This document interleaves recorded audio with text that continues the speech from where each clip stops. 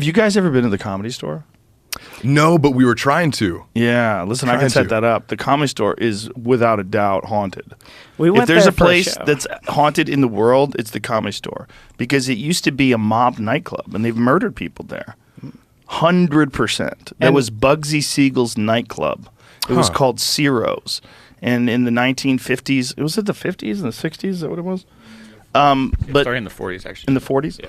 But it's a famous old mob-run nightclub that Mitzi Shore took over in the 1970s. So the place has this feel to it, like it's been run, as an entertainment venue for 70 years or something crazy like that. Isn't there a bunch of like underground passageways around there too? There was actually an article about this house on Crest Hill. Here, Whitney Cummings sent it to me, so I'll send it to you, Jamie. But I almost bought this house in the 1990s. In the 1990s, they were selling this house that the Comedy Store owned right above the club. Is it this one? Yeah, that's it. And that's the one that's connected to the Comedy Store? Yes, there's supposedly a tunnel, because that's right above and to the left of the Comedy Club. And that was also owned by Bugsy Siegel. Stories from the comedians who inhabited Crest Hill, the house above the Comedy Store.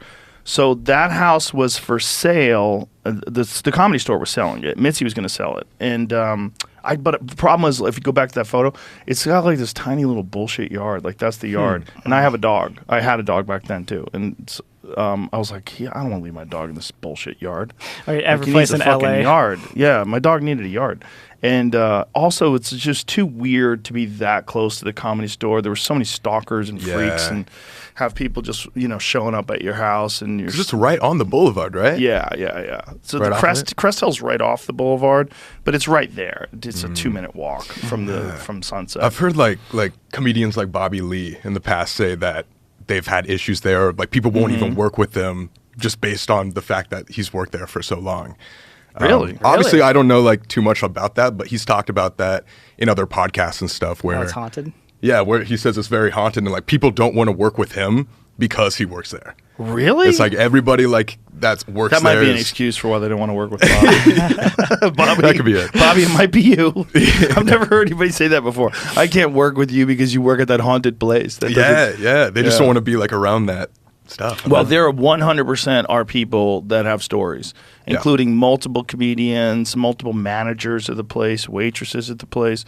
There's a lot of people that had stories of like seeing weird things and meeting people that weren't there. And have you ever had an experience like that? No, I tried. I went down in the basement one day by myself. Yeah. And, I walked into the main room by myself. Carl Labove, who recently passed away, Carl had the weirdest story.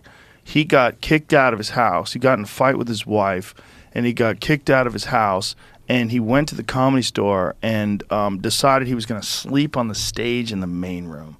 And he's like, man, I'm gonna fucking make it. I'm sleeping on this stage. She's gonna kick me out of the house, but one day I'll fucking show you.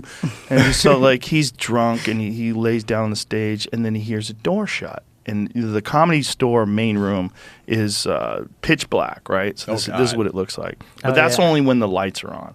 So he's laying down and he hears a door shut, and he goes, "Hey, it's Carl. It's me, Carl. Who is that?"